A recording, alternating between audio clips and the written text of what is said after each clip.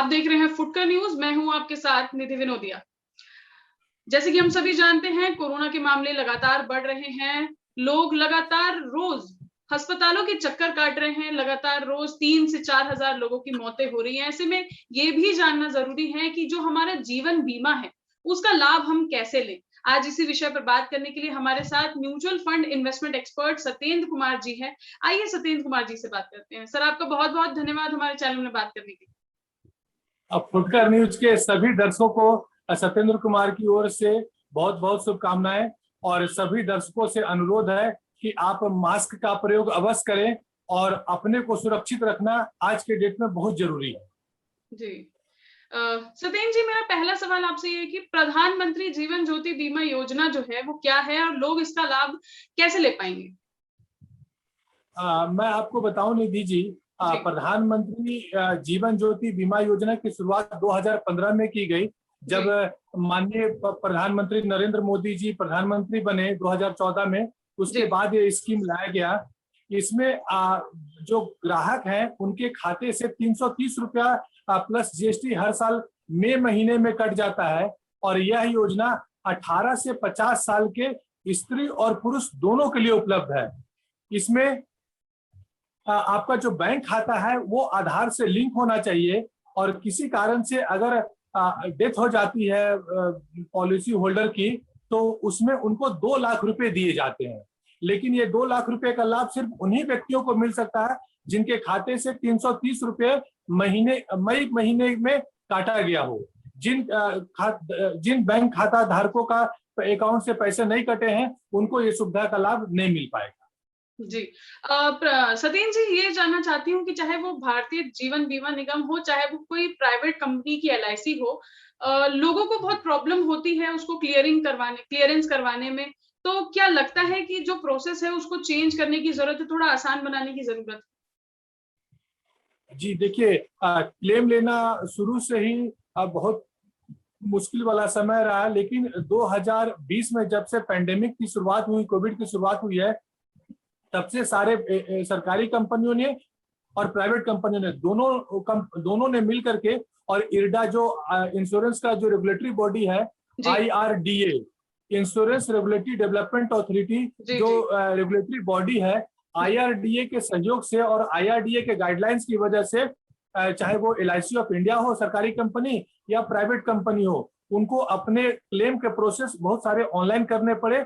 और इससे पिछले 2 सालों में लोगों को, ग्राहकों को क्लेम लेने में सुविधा बढ़ी है। जी सत्येंद्र जी, एक चीज और मैं जानना चाहती हूँ कि मेडिक्लेम पॉलिसी का जो है, मेडिक्लेम पॉलिसी का क्लेम कैसे लिया जाए? लोग इंतजार करते हैं, अस्पतालों के चक्कर काटते हैं, तो इस क्लेम को किस तरह से लिया जाए? अभी आप देखें, पिछले 2 सालों में लोगों में क्लेम रेशियो बहुत बढ़ गया है।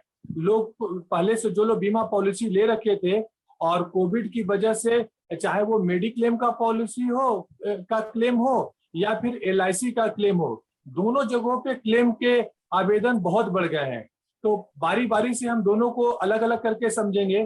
पहले हम मेडिक्लेम पॉलिसी के बारे में बात करें कि जो साथी मेडिक्लेम पॉलिसी ले रखे थे, चाहे वो किसी भी कंपनी से ले रखे हो, और कल को क्लेम आता है, तो सभी ग्राहकों को मैं बताना चाहूंगा कि मेडिक्लेम पॉलिसी अगर आपका 15 दिन पुराना है तो सारी कंपनियों में कोविड कवर है। 15 दिन पुराना, जिन्होंने, किसी ने 1 साल पॉलिसी पहले लिया था, 2 साल पहले, या किसी ने अगर 1 महीने पहले भी कोई मेडिक्लेम पॉलिसी लिया है, तो उनके पॉलिसी में कोरोना कवर है। ये सरकार का गाइडलाइंस है कि कोरोना को कवर करके देना है। अच्छा, तो मतलब जिन लोगों ने 1 साल पहले पॉलिसी को खरीदा है, उन लोगों की पॉलिसी में कोविड का कवर उनको मिल चुका है?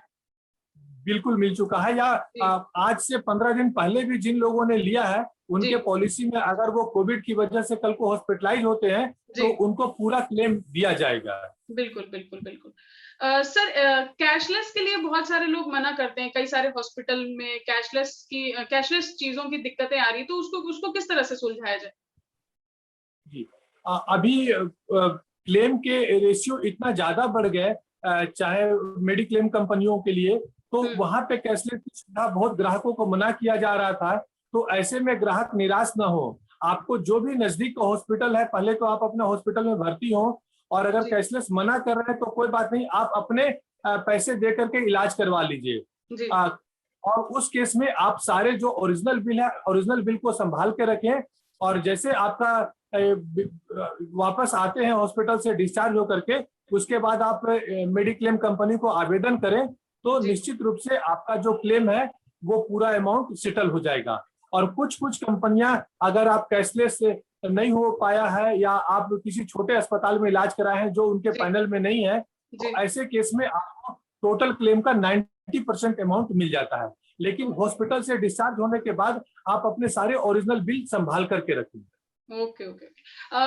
सत्येंद्र जी, मैं एक आखिरी सवाल आपसे, ज्यादा समय ना लूंगी, एक आखिरी सवाल आपसे पूछना चाहती हूँ कि LIC ऑफ इंडिया की अर्ली और नॉन अर्ली क्लेम क्या है?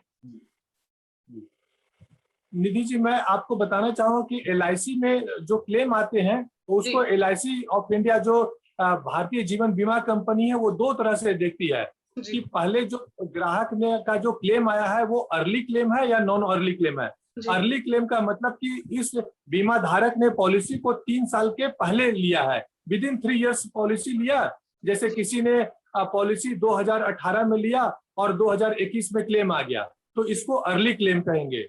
और दूसरी तरह की ऐसे क्लेम होते हैं जो 3 साल से पुराने पॉलिसी होते हैं, जी तो उसके अलग प्रोसेस होते हैं। जो 3 साल के अंदर क्लेम आते हैं, तो उसमें LIC बहुत सारा डॉक्यूमेंट मांगती है, जैसे कि जी क्लेमेंट स्टेटमेंट, जो नॉमिनी है उनसे एक स्टेटमेंट लिया जाता है कि जो पॉलिसी होल्डर थे उनका कैसे डेथ हुआ, उसका आप स्टेटमेंट लिख करके दो। जो नॉमिनी है उनका ID, उनका पैन कार्ड और उनका बैंक अकाउंट लिया जाता है, और उनका पासपोर्ट साइज का फोटो लिया जाता है।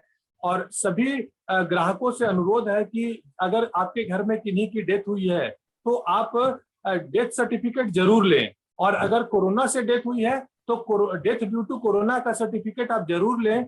और डेथ सर्टिफिकेट मिलने के बाद, और नगर निगम ने एक और प्रावधान किया है, भारत के सारे नगर निगमों में प्रावधान है कि कल को किसी का डेथ हो जाता है और आप डेथ सर्टिफिकेट लेने जाते हैं, तो आप थोड़े से एक्स्ट्रा पैसे देकर के 20 ओरिजिनल कॉपी तक ले सकते हैं। तो 20 ओरिजिनल कॉपी लेने से एक फायदा होता है कि आपको, जैसे किसी का बैंक में अकाउंट है, किसी का LIC पॉलिसी है, किसी ने म्यूचुअल फंड का ले रखा है, किसी ने मेडिक्लेम ले रखा है, किसी ने PPF अकाउंट खुलवा रखा है, तो सब जगह पे ओरिजिनल सर्टिफिकेट मांगा जाता है। और किसी ने अगर 3 LIC पॉलिसी ले रखा है तो, और अलग अलग कंपनियों से ले रखा है, तो तीनों अलग कंपनी ओरिजिनल डेथ सर्टिफिकेट मांगते हैं। तो अगर आपने 100 रुपया एक्स्ट्रा दिया है तो आपको 20 कॉपी एक्स्ट्रा मिल जाता है ओरिजिनल डेथ सर्टिफिकेट।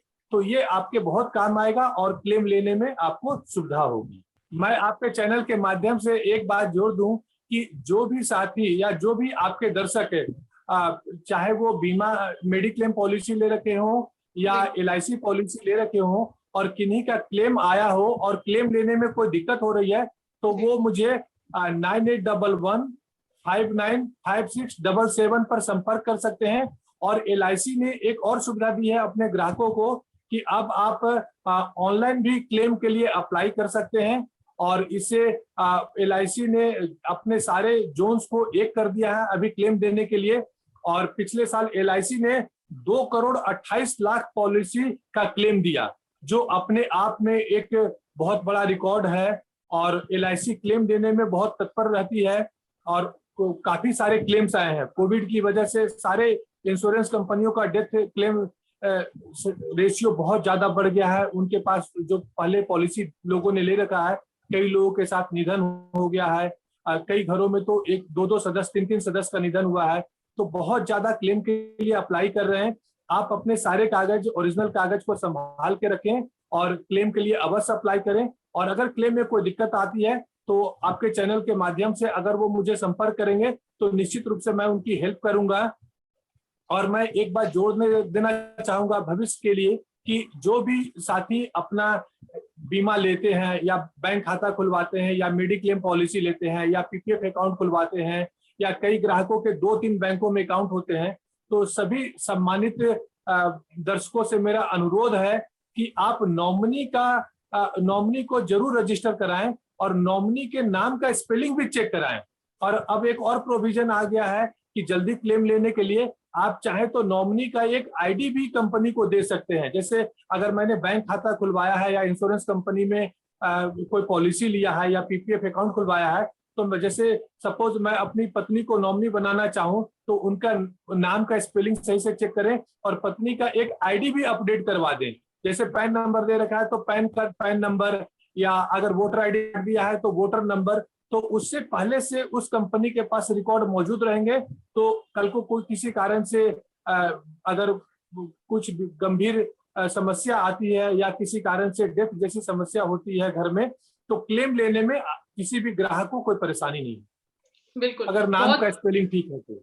जी बहुत बहुत धन्यवाद सत्येंद्र जी। तो आप लोगों ने जैसे कि सुना, सत्येंद्र जी ने बताया कि किसी भी प्रकार की अगर आपको दिक्कत परेशानी है अगर अपने बीमा से संबंधित, तो आप सत्येंद्र कुमार जी को उनके नंबर पर कॉल करके स्वयं पूछ सकते हैं। हम आपको सत्येंद्र जी का नंबर डिस्क्रिप्शन में हम आपको मेंशन कर देंगे, आप उनसे सीधा संपर्क कर सकते हैं। ऐसे ही अन्य इंटरव्यूज के लिए, एक्सक्लूसिव इंटरव्यूज के लिए देखते रहिए फुटकर न्यूज। लाइक शेयर सब्सक्राइब करिए और बेल आइकन दबाना ना भूलिए। नमस्कार।